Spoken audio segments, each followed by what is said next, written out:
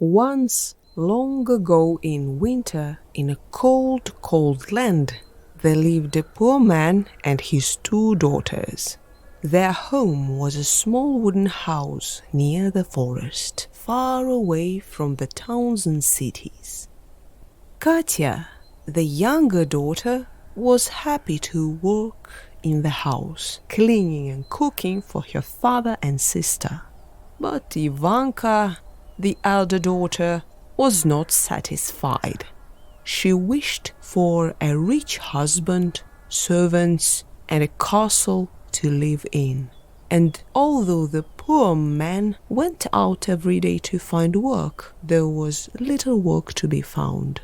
It was hard to earn enough to buy food. Ivanka was a great beauty, and her father longed to dress her in rich furs and beaded cloaks. But Ivanka's heart was as cold as ice. She sat by the fire, dreaming of riches. Katya, the younger daughter, did all the housework.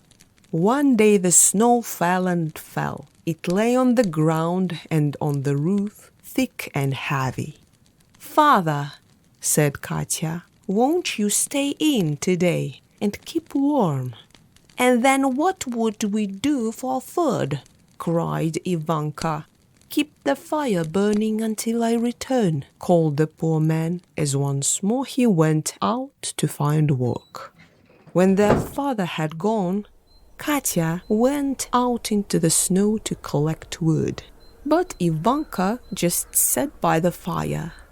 Katya cleaned the little house and prepared the food for when their father came home, but Ivanka just sat by the fire. All day she sat and dreamed, while Katya cleaned and washed and cooked. But then a great storm came. The wind blew the snow through the cracks in the wooden walls and through the gaps in the windows. It blew snow under the door and across the floor. All day, as the snow settled around her, Ivanka sat dreaming by the fire. And then the wind blew ice and snow down the chimney. The fire spluttered and went out. The house quickly grew cold and dark. At last Ivanka wrapped a warm shawl around her and left the cold fireside. "Katya," cried Ivanka, "fetch more food, quickly! You must get the fire burning again before father returns." So Katya wrapped her old grey cloak around her, opened the door, and struggled out into the deep snow. The cold wind blew. Snow soaked through her cloak as Katya gathered wood among the trees of the forest. Deep snow had blown over the ground under the trees. Soon Katya's hands were frozen, for she had no gloves to wear. Soon Katya's feet felt like lumps of ice, for the snow soaked through her thin boots.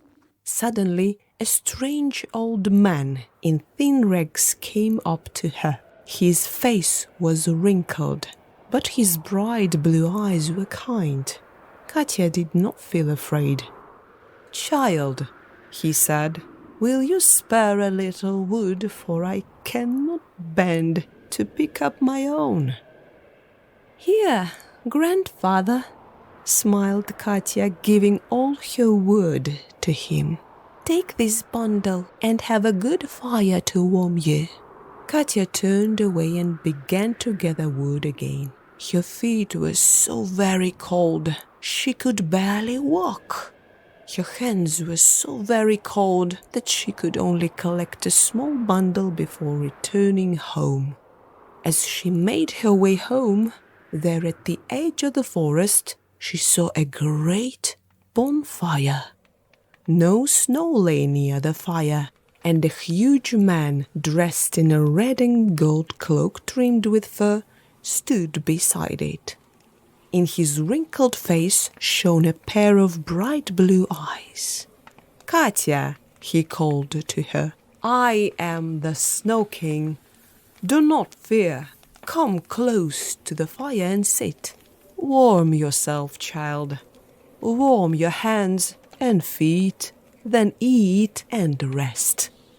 A table appeared beside the fire, spread with every kind of delicious food she had ever seen, and so Katya sat close by the fire and ate. Soon she felt warm and full of good food as she thanked the Snow King for his kindness. Her eyelids grew heavy and she fell into a deep sleep. When she awoke, it was dark. The fire and the Snow King were gone, but Katya was warmly dressed, all in a red and gold fur cloak, and soft fur boots were on her feet. Straight away Katya picked up her bundle of wood and ran through the snow to her father's house. Katya's father was happy to see her safe, but Ivanka cried in anger when she saw her sister. "I sat in a cold, dark house while you warmed yourself by a fire," she shouted. "Go into the forest, Ivanka," cried the poor man when he heard Katya's story. "You too must meet the Snow King. You are so beautiful. He is sure to give you even more riches."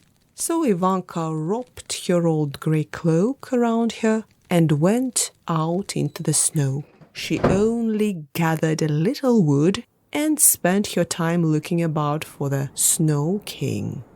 Soon Ivanka met a poor old man in thin rags.